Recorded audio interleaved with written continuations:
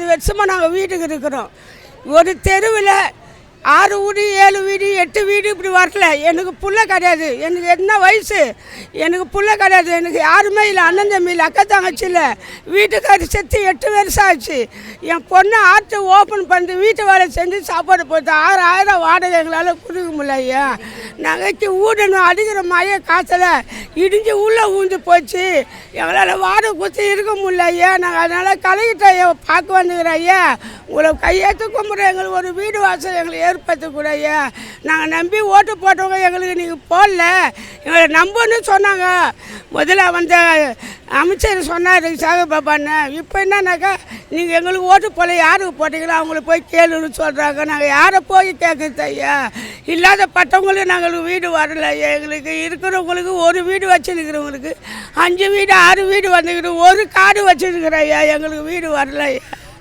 எங்களுக்கு வீடு நீங்கள் தான் ஐயா. உனக்கு வணக்கம் சாமி, நீங்கள் தான் எங்களுக்கு வீடு கொடுக்குறது கலெக்டர் ஐயா. உன்னை நம்பி தான் நாங்கள் வந்து இருக்கிறோம். 80 பாரு பழைய வாடி எடுத்துட்டு பாரு. 70 வருஷம் 80 வருஷம். எங்கள் ஆற்ற பக்கத்தில் 7வது தெருவில் வர தண்ணி பாம்பு வந்துடும், தேள் வந்துடும், எல்லாமே எங்கள் தெருவில் வந்துடும். நாங்கள் பயந்து இருந்து அந்த மழை அடிக்கிற காற்றுல உள்ளே வந்து போச்சு. நானும் ஒரு நோயாளி 2 ஆற்று ஆப்ரேஷன் பண்ணிக்குது. எனக்கு நிலமை தெரியல. என் பொண்ணு ஆற்று 10 வயசில் ஓப்பன் சர்ஜரி பண்ணுது. அதுக்கு கல்யாணம் ஆகலப்பா. அது வீட்டு வேலை செஞ்சு சோறு போடுமா, வாடகை கொடுக்குமா ஐயா. 6000 வாடகை கேட்குறாங்க. 70 80 வருஷமாக இருந்தது எங்களுக்கு லைஃப் போச்சு. வீடு வரல. நான் பார்த்து பிறந்தவங்களுக்கெல்லாம் வீடு வந்துக்குது. எங்களுக்கு வரல சாமி. நீங்கள் தான் எங்களுக்கு வழிவாசல் திறந்து. இல்லாதவங்க தான் நாங்கள் வந்துக்கிறோம். இருக்கிறவங்களுக்கெல்லாம் வீடு வந்துச்சு. எங்களுக்கு இல்லாதவங்க வீடு வந்தவங்களாம் எங்களை கிண்டல் பண்ணி சிரிக்கிறாங்க. எங்களுக்கு ரொம்ப வேதனையாக இருக்குது. எங்களுக்கு வாடகை கொடுக்க முடியல.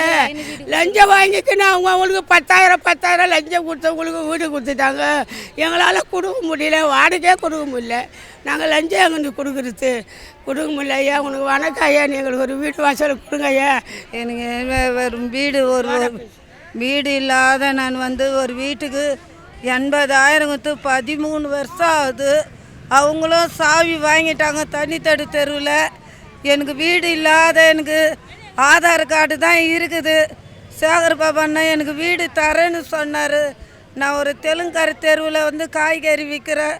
எனக்கு என்னன்றாங்க, உனக்கு கிண்டல் பண்ணி சிதிக்கிறாங்க. எல்லாம் உனக்கு ரேஷன் கார்டு இருந்தால் தான் வீடு. நீ ரோட்டு மேலே இருக்கிறதுக்கு உனக்கு எங்கேருந்து வீடு கிடைக்கும்? நான் 40 வருஷமாக இருக்கிறேன். வீடு ஒரு வீடாக நான் மாறி வந்தேன். எனக்கு ரேஷன் கார்டு எழுத எனக்கு உதவி கொடுக்கல. எனக்கு யாருமே கொடுக்க மாட்டேன்றாங்க. கேட்டால் என்னை கிண்டல் பண்ணி சிதிக்கிறாங்க. எனக்கு நான் எங்கே எழுதினாலும் என் வீடு எங்கள் வீடு நீ ஏன் எழுதுறேன்னு கேட்குறாங்க. எழுதாது முன்னே எனக்கு எனக்கு ஒரு புது வீட்டை கொடுத்து எனக்கு ஆதார் கார்டு எனக்கு வாங்கி கொடுக்கணும். எங்கள் அப்பா அம்மா கிடையாது, 2 பேர். தாய் தாப்பா செத்துட்டாங்க. எனக்கு வலி போகிறோம். நான் ஜிஎஸ்சில் 500 மாத்திரை சாப்பிட்றேன். ஒரு நாளைக்கு 20 மாத்திரை போடுறேன். வீடு வாசலில் எல்லாம் ரோட்டில் இருக்கிறேன். எனக்கு ரோடு அட்ரஸ் தான் கார்டு, பழைய கார்டு. எங்கள் அப்பாலாம் அந்த அட்ரஸில் தான் இருக்கிறாங்க. சொந்த வீடுக்குறங்க தான் சொந்த வீடு வருது. வாடகைக்கிறதுக்கெலாம் வரமாட்டுது. வீடு இல்லாத எப்படி ரோட்டில் போய் இருக்க முடியும்? வயசு பொண்ணு ஒன்றே இருக்க முடியுமா சொல்லு? கூட போன அண்ணங்கார சரியில்லை. அண்ணங்காருக்கு கல்யாணம் ஆகி 2 பசங்க இருக்குது. அவன் தனியாக இருக்கிறான். நான் தனியாக வீடு சேடு வீட்டில் வீட்டு வாடகை சேர்ந்து வேலை சேர்ந்து சாப்பிட்றேன். வீடு இல்லாத ஒரு அத்தை வீட்டில் தான், எங்கள் அத்தை வீட்டில் தான் பார்த்துக்குவேன். அவங்க வீட்டில் தான் படுப்பேன், அவங்க வீட்டில் தான் குளிப்பேன், எல்லாம் செய்வேன். இப்போ எனக்கு ஒரு வீடு இருந்தால் நான் துணியெல்லாம் வச்சுன்னு நான் தனியாக இருப்பேன்ல சொல்லு. யார் எனக்கு உதவி செய்கிறாங்க?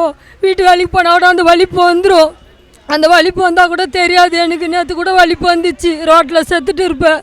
ஆண்டவர் தான் என்னை காப்பாற்றி விட்டார். எனக்கு ஒரு வீடை கொடுங்க. கத்திரி சோத்துரும்.